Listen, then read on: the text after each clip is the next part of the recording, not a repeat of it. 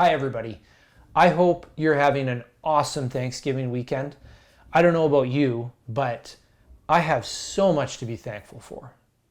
God has blessed me with a wonderful family, and I love long weekends like this one where I get that extra time to do fun activities with them.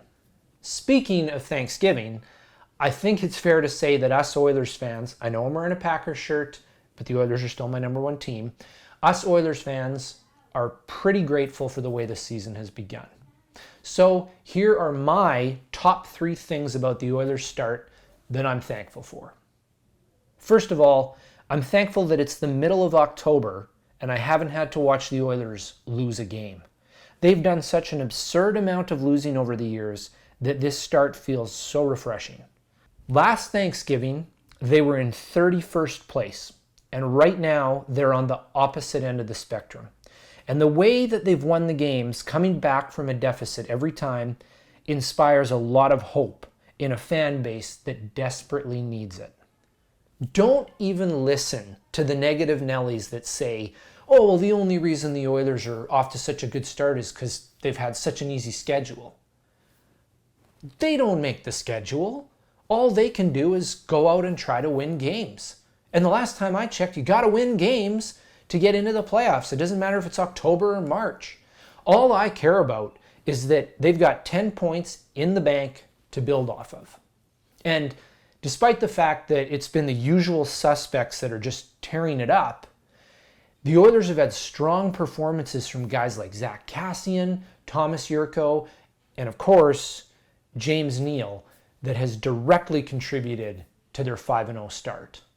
Speaking of James Neal, that brings me to the second thing I'm thankful for. The man with the fresh, new 3-year extension, Brad Treliving. It was mighty generous of old Brad to give the Oilers the current leading goal scorer in the NHL. And don't even let Flames fans try to convince you that this was anything but an incredible act of charity.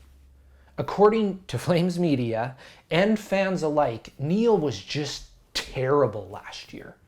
And they usually spit those words out with vitriol in their voice. And he wasn't going to succeed in Calgary anyway. So, it stands to reason that Treliving was being incredibly considerate of both James Neal and the Oilers, because he saved Neal a bunch of traveling expenses by just sending him 2.5 hours up the road, and he put him in the best possible situation to flourish playing with highly skilled centermen. And, as if that wasn't thoughtful enough, he voluntarily took one of the 5 worst contracts in the league off the Oilers' hands. Making his own team worse and his divisional and provincial rival better is just the very definition of sacrificial giving. What a swell guy. And finally, the third thing I'm thankful for is Oilers defenseman Ethan Bear. Now, I'm not sure if I've mentioned this before, but my son loves Connor McDavid. Of my son's 3 favorite t-shirts, Lego Benny, Duke Kaboom, and Connor McDavid, he wears his 97 shirt the most. He's actually worn it so much that he's starting to look like the guy on the date in the Downy commercial, so my wife and I bought him a replacement shirt that we'll give him when this one becomes unwearable. Now, when it's game time, my son doesn't so much watch as he sits in front of the TV and plays with his Lego, but whenever the play-by-play guy mentions McDavid's name, his ears perk up and he searches the screen for his hockey hero. Now, my son's nickname is Bear. So he has been a mixture of confusion and excitement every time he hears his name mentioned on the Oilers broadcast. Ethan has really stepped up and played some strong hockey since Adam Larsson went down.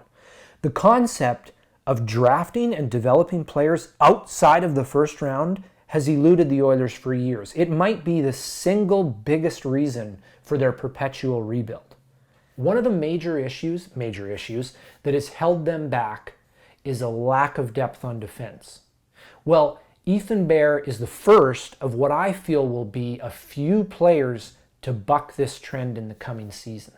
Taken in the 4th round of the 2015 draft, he has had a healthy career path, having played 2 more years of junior after being drafted, followed by 2 years on the farm with a cup of coffee with the Oilers before winning a full-time gig as a 22-year-old this fall. He's right in the wheelhouse of an emerging defenseman, and he's helped stabilize the D in the early going of this season. What are your thoughts? What are you most thankful for so far in the 1920 season? Or even just life in general? We're all friends in the comments section. Feel free to share. Again, have a fantastic Thanksgiving, and I'll see you next time. What are you doing? I'm making a video. Am I in the Can I kiss? video? Well, you are right now. Is that part of it?